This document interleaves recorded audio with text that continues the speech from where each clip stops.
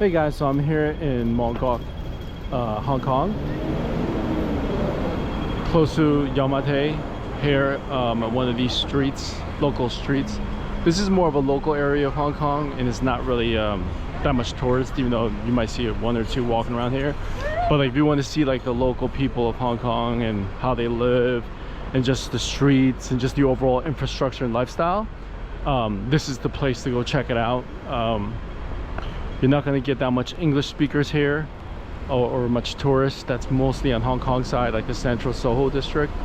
So this is pretty much Hong Kong people, local people, their restaurants, their food, and the way everything is. So I'm going to take you for a walk. Mostly what you're going to see is YouTube is like tourist spots of Hong Kong. I want to take you to the gritty streets. Right now it's approximately maybe 2 o'clock p.m. and the streets are not that busy. Wait till it gets to like 3 or 4 or 5. The streets get so busy, especially out there in Nathan Road, that you can barely walk. But I'm gonna pretty much take you through local streets of Hong Kong here in Yamate.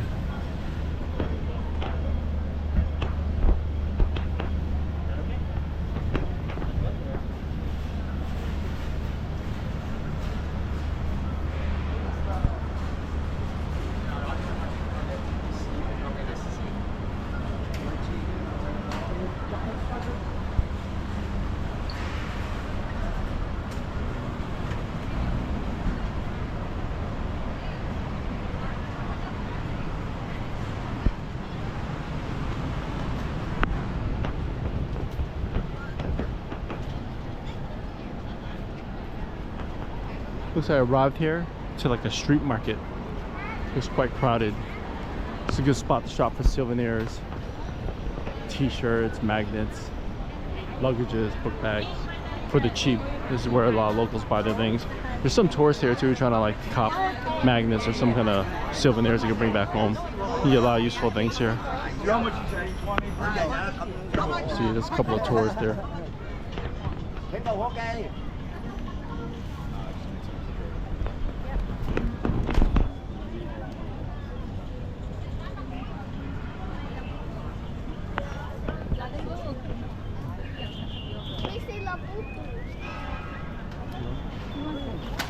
I can always go back that way. It's extremely crowded here.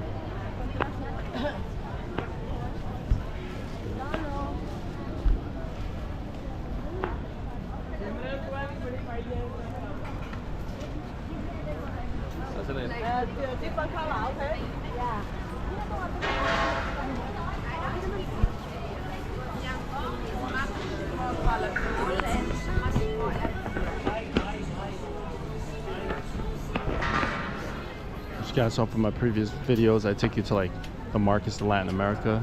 Now this is one of these local street markets here in Hong Kong. Just equally crowded. I think this is even more crowded than any market I've been to Latin America.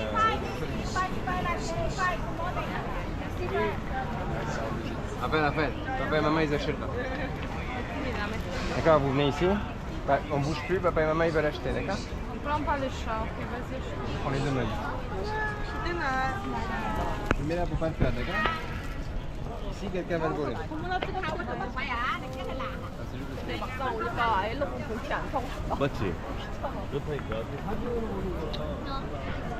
Tu veux juste amuser, hein?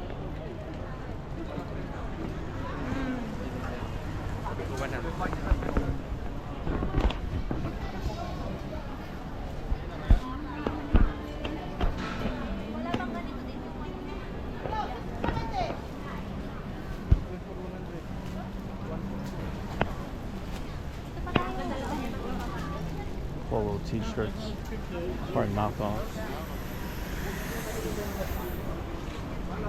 But who can really tell the difference, right?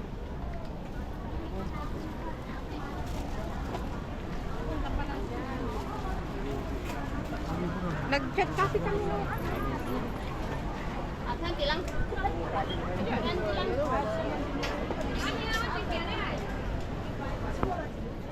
$10, no barking, no open. Final sales. All sales final. It's just one size. And we all including the gel. And the gel will be separate.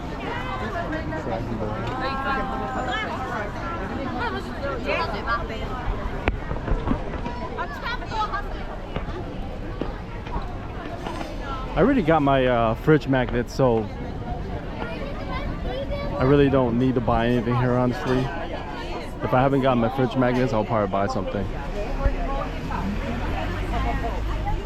Not much, and I got a bunch of beef jerky.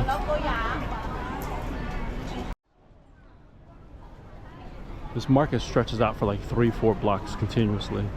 Hi. Hello.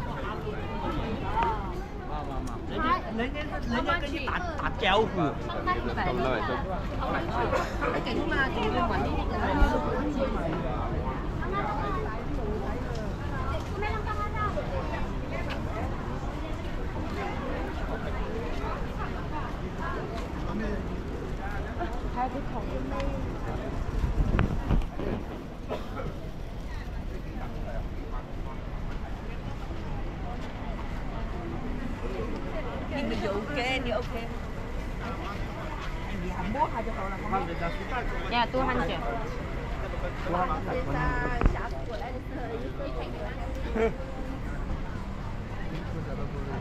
Pocketbooks, sling bags. That can actually be very useful. I myself have a sling bag over here, which I use to carry my phone, charger, other things I need. You guys just saw another streamer here. Anyways, for my sling bag that I use for travel, I'll leave the link in the description box below. It was very cheap at the time I bought it. It was like $17 on Amazon. It's very useful though, and you keep it in front of you.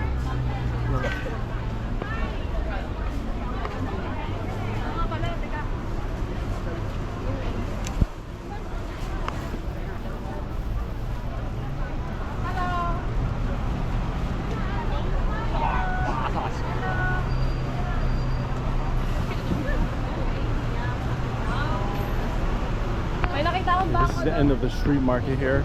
It gets up to Argyle Street. Looks like a big intersection. You see the crowds. So I wasn't kidding when I told you about how crowded it gets here. But yeah, so the street market goes all the way down.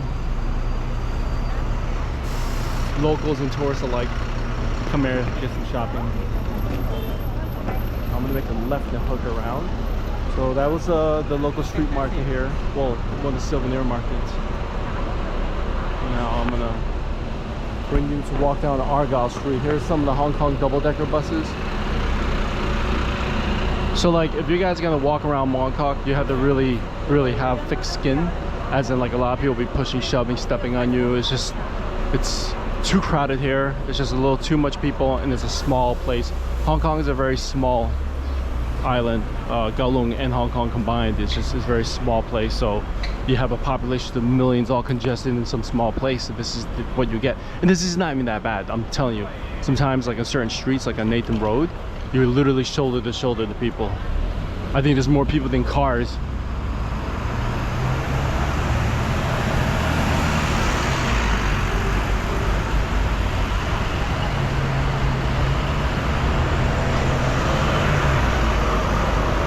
And over here in Hong Kong, you know how from the States, or at least in New York, when they do construction, is like wood in their steel beam. They actually, for scaffolds, I mean, it's like steel or metal. The scaffolds here is made of bamboo. Bamboo sticks for scaffolds. But you see the way the structure is built for the scaffolds is all bamboo. Even what the platform that the construction workers step on is also bamboo as well. You know what? It kind of reminds me of the Rush Hour 2 movie where Chris Tucker and Jackie Chan goes to Hong Kong, and you remember the scene where they're both finally trying to like chase after the bad guys and somehow ended up being tossed out to the scaffolding with the bamboo, and then they both were hanging on, and Jackie Chan tells Chris Tucker like, don't worry, Chinese bamboo is very strong. And then Chris Tucker's like, for real? And that's when everything starts giving out and they all start falling. Chris Tucker says, I can't believe I flew 10,000 miles for this shit. This is what this reminds me of. But it was based in Hong Kong as well. So this is like the bamboo structure scaffolds here. That was what's shown in Rush Hour 2. I'm not gonna cross the street, guys. I'm gonna keep going this way. Look at, see, this is the crowds I was telling you about. Look at this. shoulder to shoulder with people.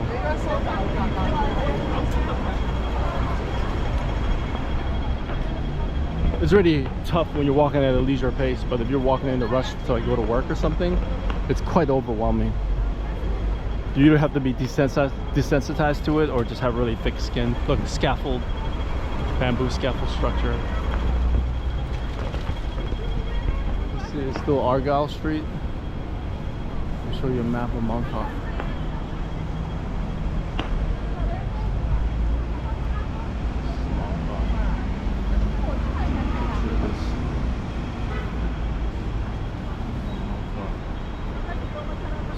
Map of Mong Kok area. Mong Kok is actually it's huge.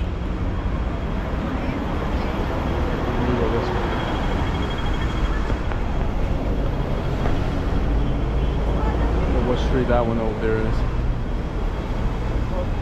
You take the express station, take the express bus to the airport, which what I'll be doing when I leave. I'm taking the bus to the airport. It's very easy to take. I'll record it to you guys when I do take it.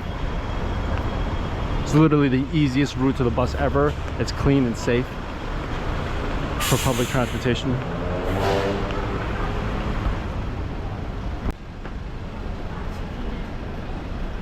More bamboo scaffolding.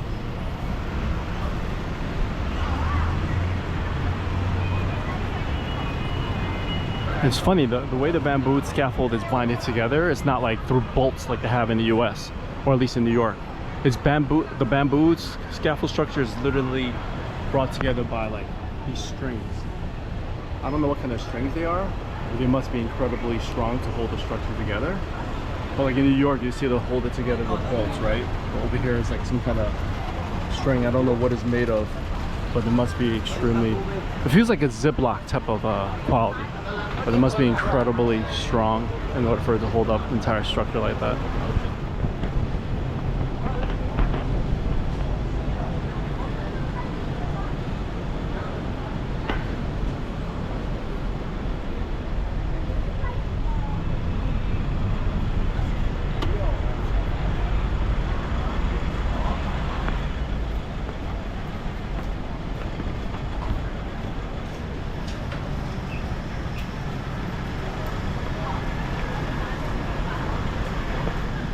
That dude is actually holding a portable fan as he's walking. It's very hot and humid here today, by the way, if you're wondering.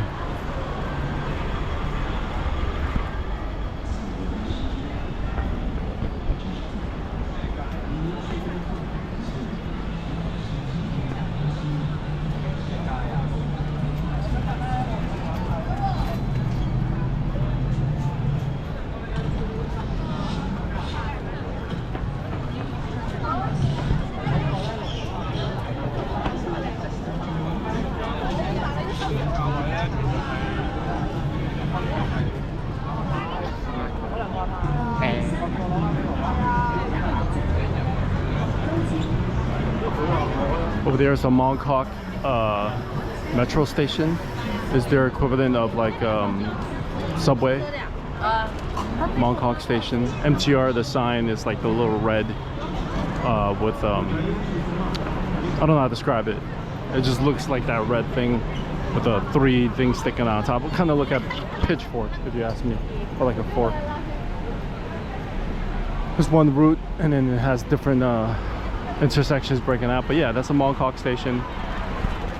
If you want to take public transportation, metro, it's extremely crowded.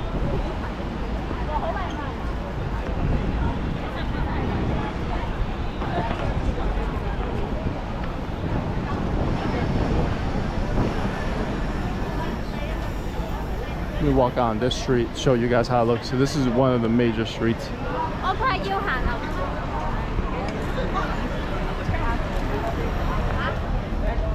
That's the logo for the metro. So we're out to Nathan Road. Nathan Road is actually like kind of very well-known major intersection, a major street here in Hong Kong, or Mong Kok, or Hong Kong in general. Nathan Road stretches all the way down. It's lined with buses, bus routes. It's a very busy street. gonna walk one block of this Nathan Road and I'm gonna hook back around. Just want to show you. But if you Google Mong Kok and you Google Hong Kong, you're probably gonna see Nathan Road pop up. Show you the wild concrete jungle this area is, but it has a lot of shopping malls too. A lot of shopping malls, a lot of buses.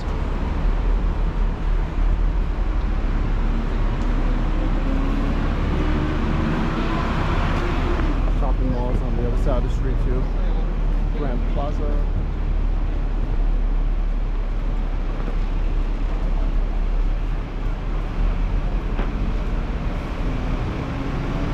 Jewelry store.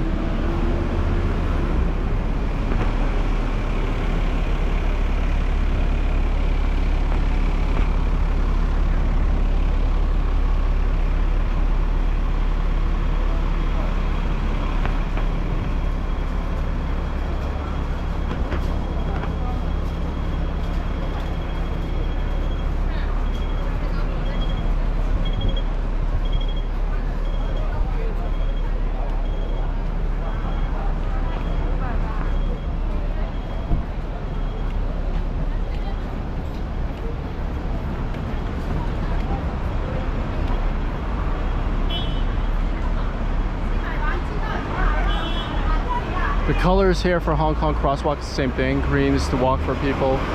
Red is to stop. And just like any other city, it seems like the time frame given for people to cross the street is minimal. And as soon as the light changes, the cars doesn't play. Just like Latin America, they step on the gas.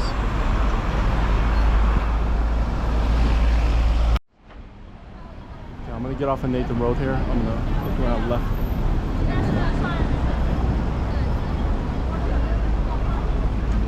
Hong Kong taxis are red as compared to the New York City taxis, which are yellow, but they're very distinct. So, oh, I found out another thing here that's very interesting. So apparently Uber in Hong Kong is actually illegal. It's not allowed, but you still can use the service though. It's just that they haven't been able to shut off the app for users. So I've been getting around here in the Uber. I haven't taken the taxi cab. I don't like street cabs. Prefer Uber for safety reasons, and you know the price up front. But we were told by one of the Uber drivers that Uber is not allowed here in Hong Kong, and then they have to sneak using the app to get passengers, right? But there's also like a lot of undercover police that set up Uber accounts, fake Uber accounts, and they literally call it Uber, and when the Uber driver comes, they literally write them a ticket.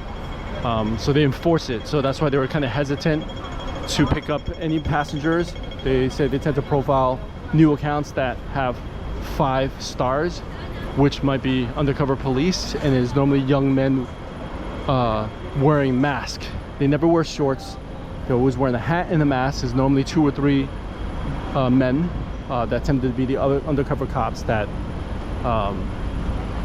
tries to give the Uber a ticket. So they're hesitant to pick up male passengers that have 5-star accounts that are new and might be wearing the mask. He told me if I was wearing the mask and the hat, he would have literally just driven past me and not picked me up, because he will assume that I'm an undercover cop.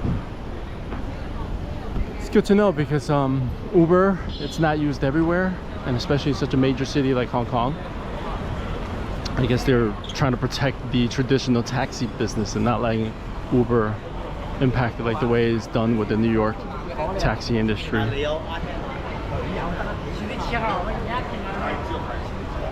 Okay, so I'm back. I took a left and I'm back to the crazy market that I'll call it. Which way did I come from? I want to move this way. I don't think I want to walk through this again. I'm going to walk to the side of it, which is less people.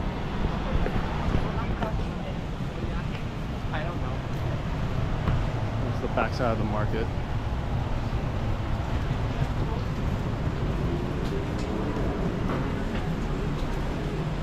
Oh man, some dirty, some AC water just dripped on my head.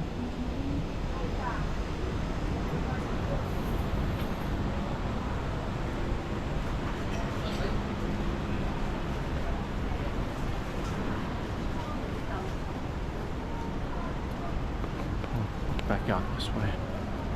See the Still a lot of people left, so I can record more of the market for you guys. Okay, it's a little better.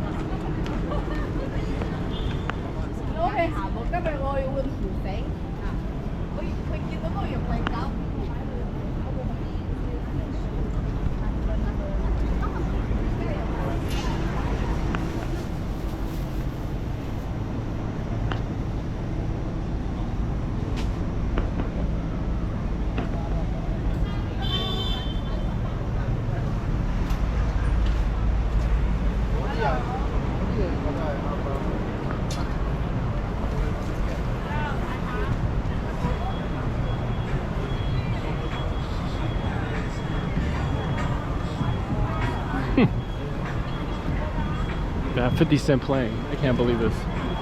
We shut the video off before they actually copyright. 50 cent playing in Hong Kong. You wouldn't be able to, you can't make this up. Hong Kong.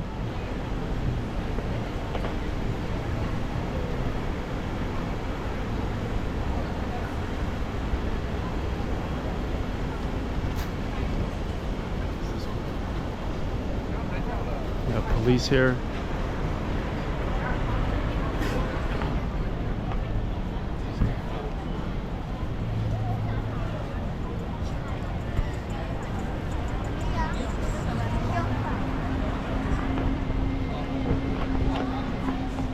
I'll get run over by a car here. I'm walking down the street.